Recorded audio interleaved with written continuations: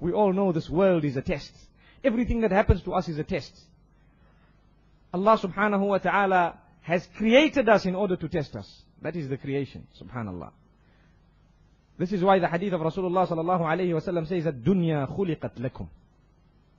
The dunya has been created for you as a place of test, subhanallah. Wa antum khuliqtum lil akhirah. As for you, you have been created for the akhirah. You will live here and you will be tested, and Allah subhanahu wa ta'ala will write next to your name after every test, pass or fail. If you've passed, with what colors have you passed? And if you failed, how hopelessly have you failed? That is what will be written next to your name for every single test. And I always give the example, and I'm going to say it because it's practical. The food at your house one day has to be burnt. It has to be burnt.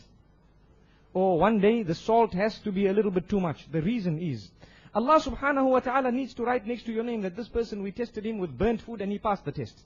This person, we tested him with too much salt and he passed the test. He went into the house and he didn't make a big issue about it. He said, look, we all make mistakes. I won't be able to eat this. You also don't eat it. Let us, cook some eggs today and we'll have that inshallah. Those eggs will take you to Jannah, wallahi.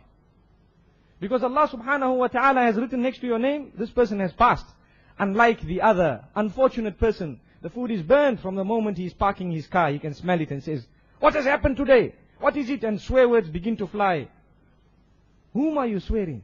The one whom you are supposed to be the closest to, your own wife, your own daughter, someone who has cooked the food. Subhanallah. Do you think you've passed the test? Allah is watching you. It was Allah who decided the food will be burnt, not your wife or your daughter. And Allah just decided it will be burnt because He wanted to give you an opportunity to become closer to Him. What you did in the process is, you went even further away from Him. This is one thing we need to understand. Similarly, and I always mention it, you've got a car, one day it has to be scratched.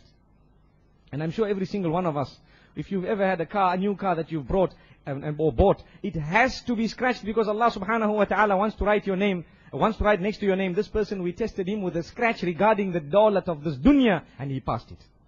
Regarding the wealth of this dunya, and he passed the test. The scratch happened and he said, subhanallah, this is something, we are not going to park our car in the graves with us and say, Ya Allah, I've come, me and my Mercedes Benz, the two of us. A'udhu billah. That's not how it works.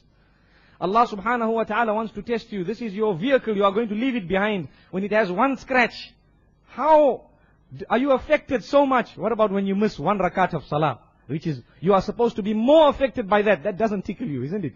Allahu Akbar. Look at how we've become today. This is the month of Ramadan. We need to think of our priorities here. We need to really ponder over, what type of people are we? Are we worried about the dunya more than deen? If that is the case, where are we heading? It reminds me of, subhanallah, it reminds me of the person in India who was traveling to Bombay, subhanallah. He was traveling to Bombay, and he was standing on the wrong side of the station. So when he jumped into the train, that train was going to Delhi, not to Bombay. And he was so oblivious that when he jumped in, the two-tier system where they have a sleeper at the bottom and the top. He went to sleep at the top and he went to fall off to sleep, not realizing this train is heading in the wrong direction. When he got up, he asked, where are we? When they told him, from the bottom, they told him, you know what, we are in this area. And he thought to himself, you know what, I'm going in the wrong direction here, man. But he answered and he said, you know what, subhanallah, look at the technology. The bottom half of the train is going somewhere and the top half is going the other way. This is how we are. We have treated the dunya like this. We have become so oblivious. We are on the wrong side of the station, wallah. We are heading towards the dunya. We are heading towards the akhirah in reality.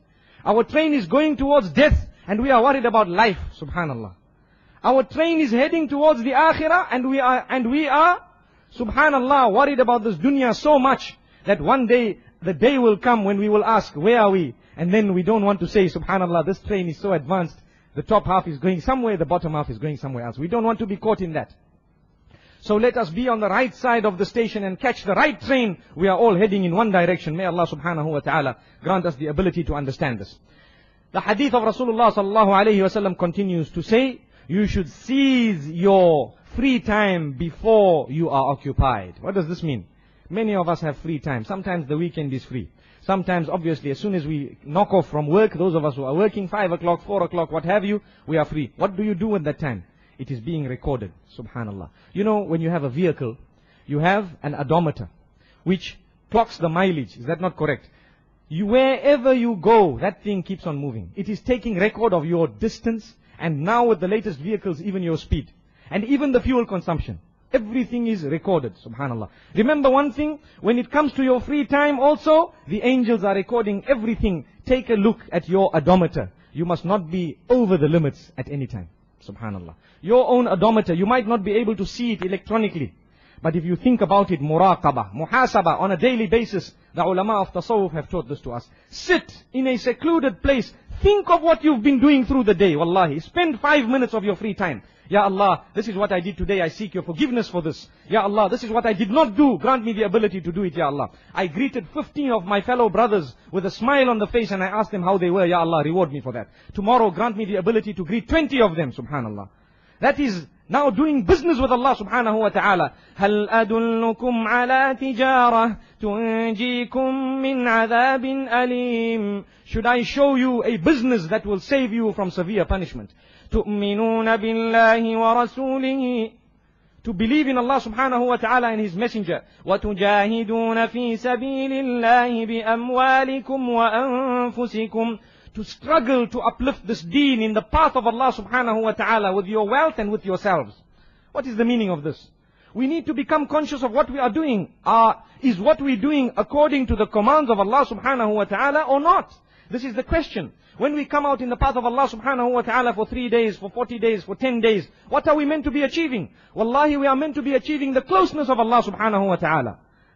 And if we don't achieve the closeness of Allah subhanahu wa ta'ala, we have wasted our time.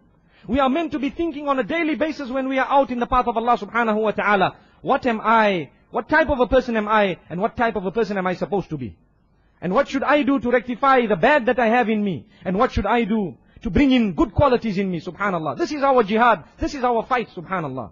We need to be like Rasulullah sallallahu alayhi wasallam. He was sworn, he was made to bleed, but still he made a dua. The angels came to him and said, just command us, we will crush these people. And he said, Allahumma hdi qawmi fa innahum la ya'lamun. Oh Allah, guide my people, they don't even know what status I am of, subhanallah. And he made a dua. Allahumma inni ashku ilayka dha'fa quwwati. Oh Allah, I complain to you regarding my own weakness, subhanallah. What weakness is he complaining of? Was he weak? Wallahi, he was the strongest of the strong. It is reported in the hadith of Rasulullah sallallahu alayhi wasallam that the Prophet of Allah miraculously was granted the strength of more than 30 men, subhanallah. He could ride a horse without a saddle. Allahu Akbar. No one could do that. He jumped onto a horse without a saddle and he arrived at Bani Qurayza before everyone else, subhanallah. This was the power of the man who was complaining how weak he was. Today, have we ever complained to Allah, Ya Allah, we are weak?